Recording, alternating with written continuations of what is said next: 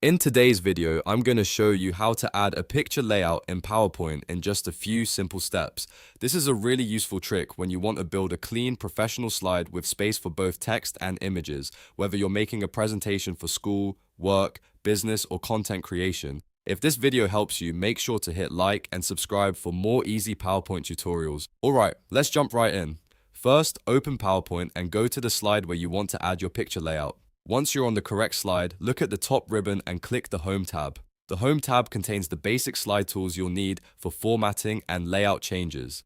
Next, find and click the Layout button. This will open a list of different slide layout options you can use. PowerPoint gives you several choices, but for this tutorial, we're focusing on layouts that support images. You can choose a layout like To Content if you want two separate areas for content, or Picture with Caption if you want a dedicated image space with text underneath. Select the layout that best fits your presentation. Once you click it, PowerPoint will automatically apply that layout to your slide. Now you'll see the picture placeholder appear on the slide. To add your image, click the picture icon inside that placeholder. This tells PowerPoint that you want to insert a photo into the layout. After that, browse your computer and select the image you want to use. You can choose a logo, product photo, chart image, illustration, or any picture that fits your slide design. Once you pick the file, click Insert, and PowerPoint will place the image directly into the layout. If needed, you can then resize or reposition the picture so it looks perfect on the slide.